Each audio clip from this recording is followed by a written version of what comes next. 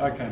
So the things with the cylindrical display environments, there are different ways of doing it. This is a Cave 2, which is actually a trademark from EVI, the University of Illinois in Chicago.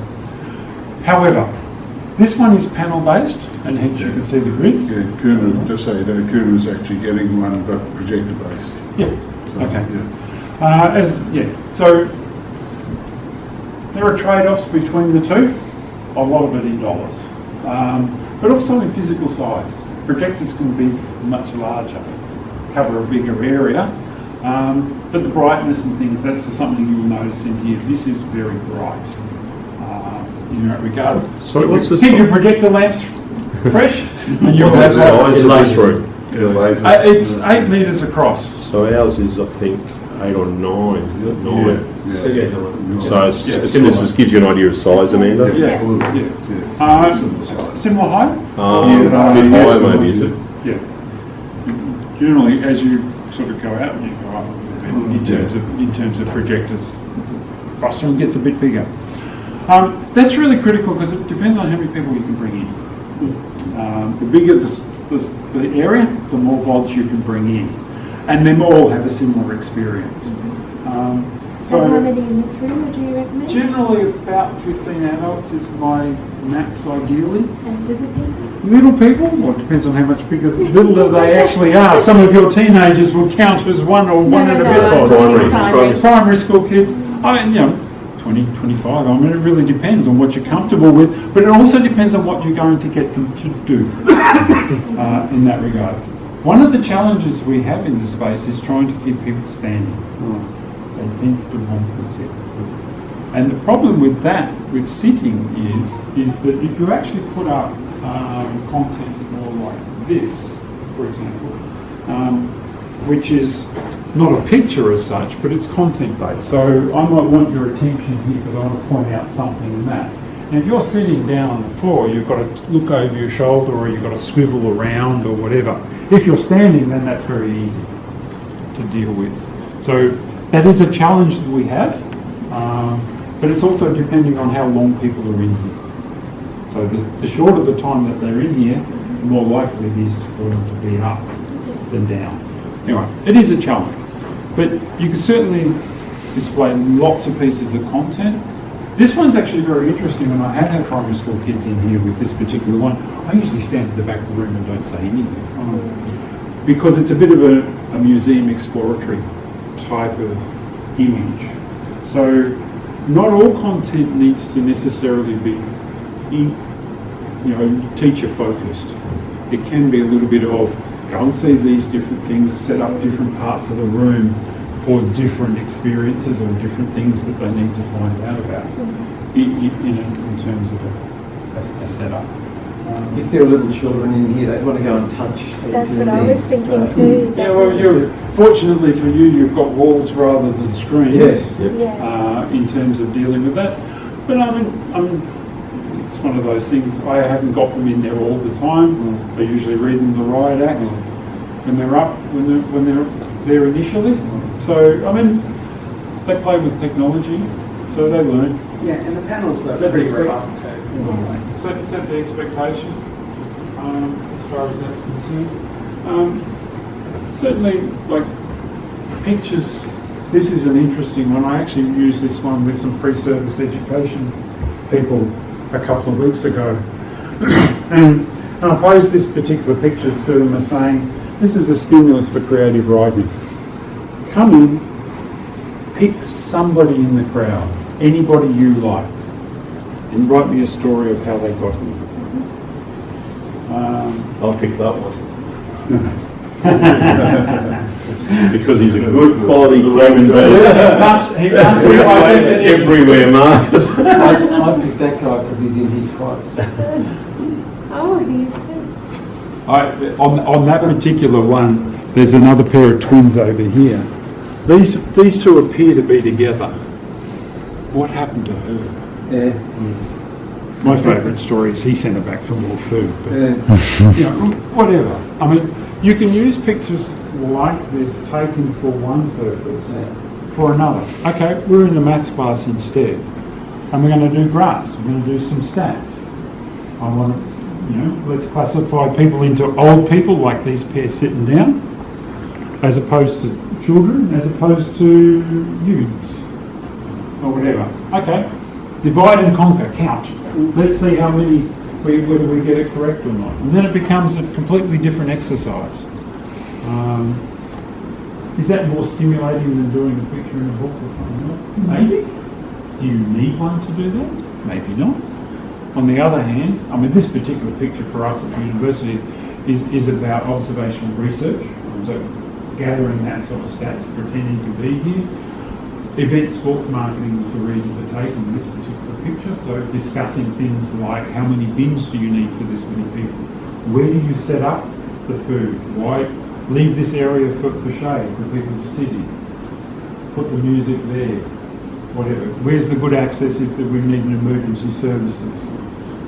These are all the sorts of questions we use this photo for, but that's not necessarily the only thing. Content creation-wise,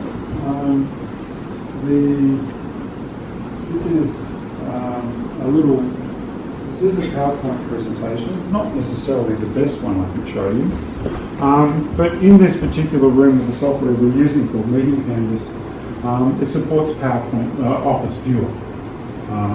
You can throw a spreadsheet all the way around, but it doesn't perform very well. Now you're talking. Do you realise how many columns could I get all the way around there? You're excited now, aren't I hit the spot there. Can't get one in my office. you? He wants a 720 Mobius strip where he can surround himself in all of them. I have seen one done like that, where you sort of walk around and by the time you get it back around it's changed and you can see it go.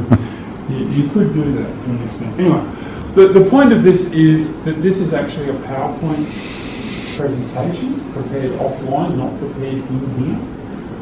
It's 4 times wider than normal, the template that we prepared for people. They could go away on their desktop and bring their content in, get it onto the system and display it quite quickly. You can use PowerPoint. Well, the Meeting Canvas particularly supports video, it supports still images, PowerPoint, A lot of browser stuff I'll show you in a moment. There's a range of content types, PDFs and a few other things like that. So there are a few choices on how to get content, but the PowerPoint was actually a very low-hanging fruit. As I said, this is actually student work. Yeah. Things you do have to be a little bit careful of, and this is in here for us anyway. You had to say it, didn't you? This photo doesn't look particularly good because the original was a bit small. Yeah. And then stretched it up to make it. In here, that's a problem. For you'll have HD pixels high, so you've got less of an issue with that of source of images than I do. But this is quite interesting as to how you lay out things. And again, this was students presenting, and typically they did go around the room with their audience there, discussing different things. But one of the key aspects to that is when they're talking about this picture or these points still exist. So you can cross-reference backwards and forwards. A good example of that is actually...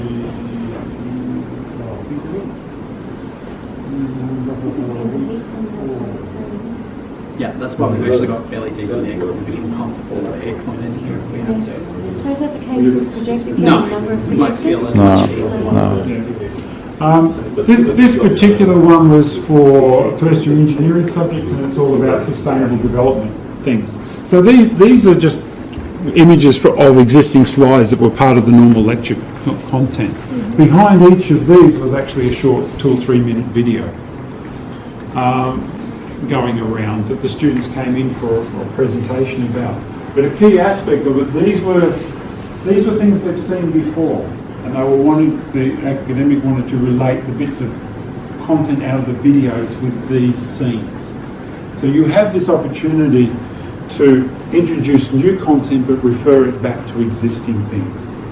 The fact that it's all visible at once means different students can see and concentrate on different aspects.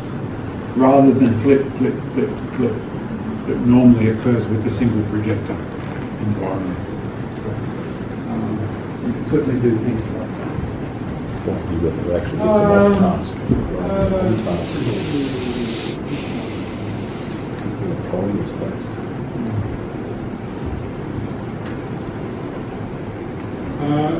This particular one had a movie playing there. I've muted, that's why you can't hear it.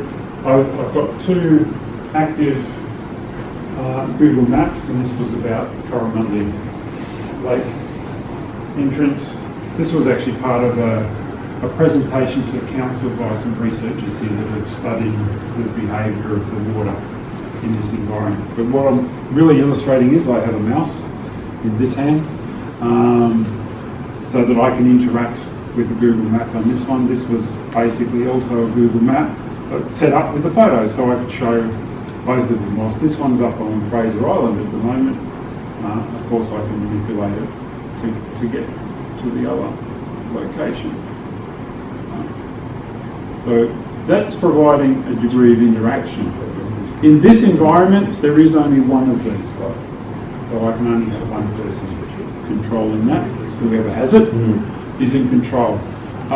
What's going on there is actually picking up the screen from the computer actually outside. And Gary Vicky, who's got a session this afternoon on how she's used this in her sustainable development.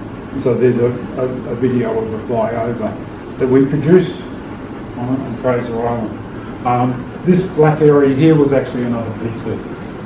So you could actually have multiple computers sending signals, and there's actually a wireless application for that, so that you could have different people with a laptop or only Windows device, I'm pretty sure, for meeting campus. Yeah, I think it's on Windows. But they could present and be put up onto the screen in different things. The collaboration studio, you've shown them? No, I've shown them that, yeah. The collaboration studio, which is across, uses the same technology, and there are 11 desks, and all 11 can be sent to the screen at the same time. Yes, they get to be a little bit small, but you can choose how many and what sizes they actually are. So this gives you a lot of flexibility then from the point of view that you could target students to do different things and then present off that. But they're only getting a single screen. They can't go more because their outputs are only capturing one. Yeah.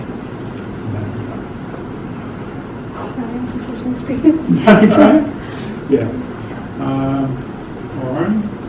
I think that's a lot of the 2D type content that I wanted to show you. I haven't shown you 360 video though. Any questions on any of that? So as you can see, 2D can still, we're using 2D in a lot of different ways. And the great thing about that is it's not hard to get academics and teachers to develop the content for that. It's taking photos, it's doing PowerPoints, it's just thinking about ways that can make something Well, interesting. it's good that immediately we would have material that we use straight away while other things are being developed. So things that we use immediately. I'll be interested to see how the kids go, because I'm naturally finding myself more engaged in here because you're surrounded by it rather than say looking at one panel and there's other stuff going on around and getting distracted. I actually just in my own self feel more. There are certainly challenges for the educators to give up a bit of control, considering most teachers are control freaks. Well, see, I think a lot of our teachers are actually teaching from the back of it because they're mobile with screens and they're interactive to their interactive whiteboards now. Yeah. So they are like in a primary setting, they're moving around the room anyway with the students. Students have got wireless keyboards and so they're interacting with screens. So I think that's quite good. But I do think it's challenging to say in terms of the point of how long people extend. Once they've had the moment of the environment, keeping that going, that momentum. The comment I've seen it quite a bit with the students is bring them in here. I'm going to the cave. They're already in a heightened sense to pull information into their brain. How long will it last? I don't know the answer to that. We haven't been going long enough, and our students are typically not getting a huge number of instances Yeah. So for us, leveling tables. And this is a similar kind of environment, same kind of panels, but we've actually created a touch wall. So the idea is, and I won't, if you're doing something, I won't move in, but you can literally have academics come up here, or even students manipulate the screen like a big iPad, so to speak, but look at content and those kinds of things. We haven't really developed a lot of 3D visualization apps for this. We use it more as just a way of being able to compare what 11 groups are doing at one time and those kinds of things, but it's just a different kind of environment. And we can look at content that we're seeing in that cylindrical environment on that flat wall too. And those kinds of things.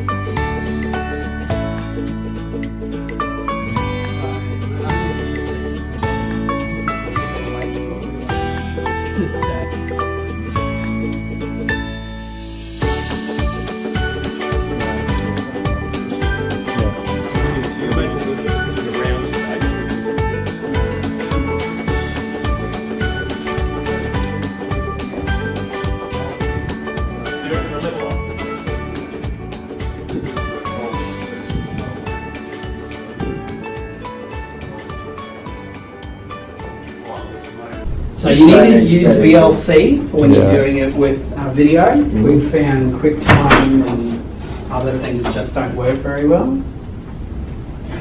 And there's the other tricky element is when you've got a resolution that big, being able to actually access everything, because you've got a massive desktop, you have to move your mouse everywhere to get access to stuff, because Windows just isn't built to cater its UI that way.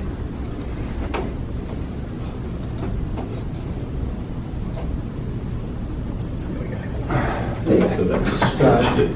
Yeah, this is a stretch. It's So not basically, if you're proper doing photography and you want to put a photo into here, you take 5 to 6 photos and just use a pole in your photo. Most SLR cameras will take around 5,000 pixels or just under. The room itself's 10,500 pixels roughly. So if you get at least 3 or 4 photos, you use Photoshop and then you bind them all back together and use HDR. To get the same contrast across the lines, and that will give you a clean wrap with a photo. Video, we've been using GoPros. So if we get into one of the folders, we've got stuff we've been doing with driver road rage and driver safety awareness with the TI Institute.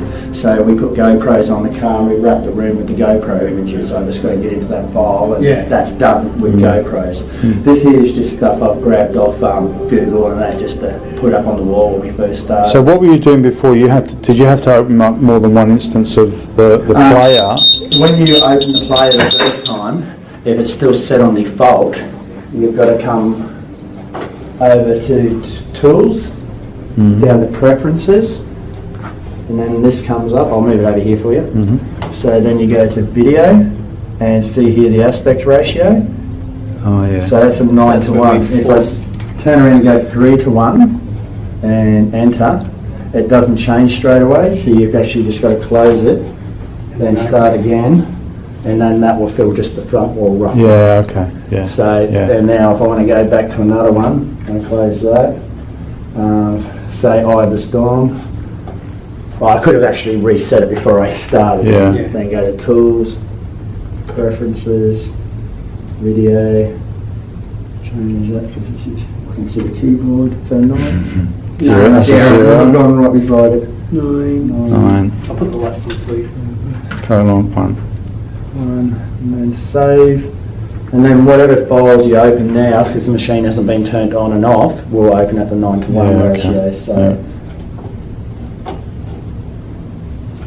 The other things that we've done in this space, so we've got a PowerPoint template for this space, don't we? We get academics in to do PowerPoint presentations, much like I've got the PowerPoint demonstration. Well, yeah, I'll show you what happens here when you open PowerPoint. Yeah, the only thing is... Jason, That's Jason there. So they don't have a lot of time, Jason, so just so you know. A couple other things that we do in this space. So this is also a simulation space for us. So you see there's cameras up there. So we have nursing people come in and they'll put pictures up around the wall to actually make it look like a nursing ward, and then they'll wheel furniture and other things in, and then they'll run a simulation that way to actually, and the students actually feel like they're in that environment. I'm working with social work in here, complexity theory, where they do a role play around engaging with community and business, and one of our social workers, Dr. Deanne Ross, done the CODA debacle that happened over in Western Australia, so students actually study the book, and then they'll use this room in PowerPoint. We teach them, and they bring up around the room with pictures, images, videos. They have a table in here, and they role play in action between the different companies. So they all take on a different part, but they bring up pictures within that as well. We have ones in here with design industries around vector images that can go from small icons up to stretching out around the room. So the students will make a vector image, which we bring in here. I can just get into the folder. Sorry, I'm logged in, so that's probably a bit There's teachers.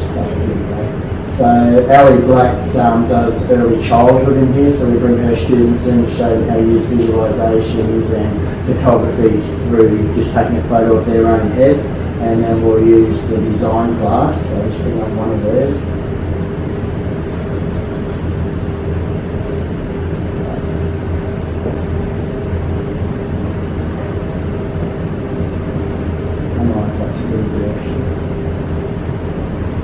This is just done as a web page? Yeah, this is just done with a bit of HTML and a Java plugin. JSS? No, the other one. I can't even think at the moment. Sorry, I've been in a lot of events this week. I've just done 4 days at the Gimpy show, and I've just done the Futures Expo one yesterday where we had 12 different schools come through. And this projector still not working. I did send a message through to Peter, but obviously he hasn't got to it.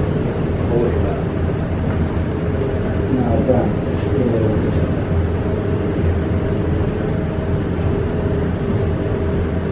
So something just with projectors.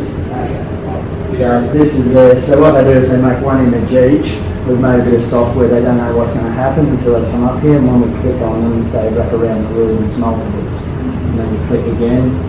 That's probably not the best one actually. Back this down this one. So that's how they change as they go. So you get kids with white t-shirts in here, they can disappear into the walls up against the projectors. Other things they look at with here is, as I said, the early childhood stuff. We have photos of the teachers. We put their head in as the first one here. So they're all their different photos, and then you click on it and it just meshes them into different designs around the room. Now that's something for early childhood with a projector and a bit of power to actually do it.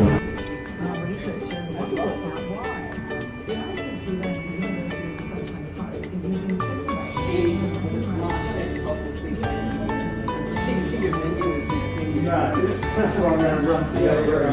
So, single desktop, stretch around, and then now have to navigate that single desktop. So it's a little bit tricky. We have to rely on instant wireless keyboards and mice and things like that. And spend a lot of time looking around.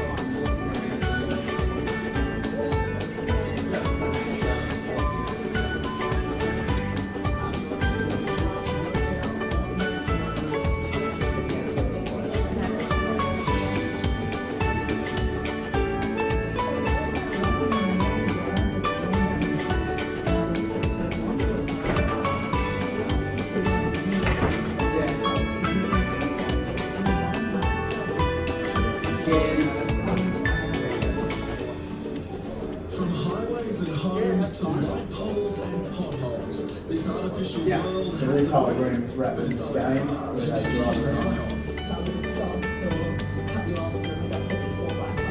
they're familiar maneuvers that can often end in rage on our roads.